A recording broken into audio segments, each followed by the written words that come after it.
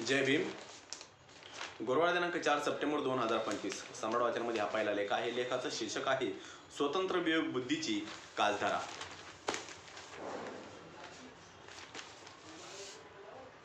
वर्णाश्रमावर आधारभूत असलेल्या ब्राह्मणशाहीवर हिंदू धर्मावर प्रहार केला नाही, त्याचे खरे स्वरूप उघड केले नाही तर बुद्ध धम्माच्या प्रगतीचा मार्गात ती एक मोठी धोंड निर्माण होईल। हिंदू धर्माची इमारत चातुर्वर्ण कल्पनेवर उभी आहे, त्यामुळे हिंदू समाज व्यवस्था विषमता पोषित आहे।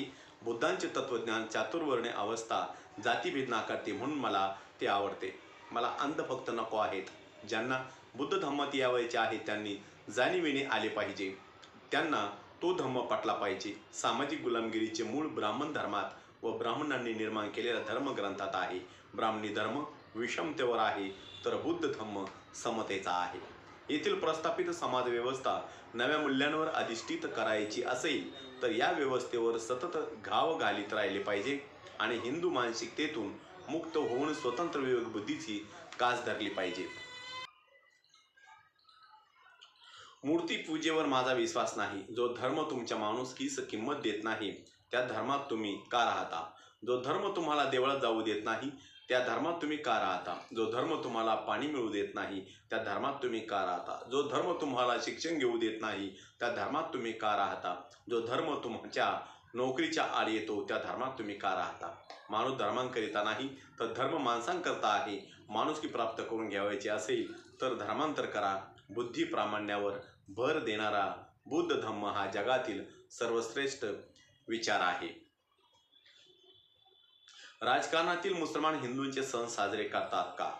राजकारणातील ख्रिश्चन हिंदूंचे सण साजरे करतात का? राजकारणातील जैन हिंदूंचे सण साजरे करतात का? राजकारणातील पारशी हिंदूंचे सण साजरे करतात का? राजकारणातील शीख हिंदूंचे सण साजरे करतात का? नाही ना। मग राजकारणातील बौद्धांनी हिंदूंचे सण का साजरे करावेत? मुसलमान, ख्रिश्चन, जैन, पारशी, शीख इत्यादी धर्मीय हिंदूंच्या देवदेवतांची उपासना करतात का? नाही ना। मग बौद्धांनीच हिंदूंच्या देवदेवतांची उपासना का करावी? जे बौद्ध हिंदूंचे सण साजरे करीत आहेत व हिंदूंच्या देवदेवतांची उपासना करीत आहेत त्यांना बौद्ध कसे म्हणावे? डॉक्टर बाबासाहेब आंबेडकरांची गद्दारी करीत आहेत, त्यांच्या विचारांची गद्दारी करीत आहेत, तथागतांच्या धम्माची गद्दारी करीत आहेत, ते समाजाशी गद्दारी करीत आहेत। अशा गद्दारांसाठी डॉक्टर बाबासाहेब आंबेडकरांनी दिलेल्या 22 प्रतिज्ञा पुन्हा प्रसिद्ध करीत आहोत।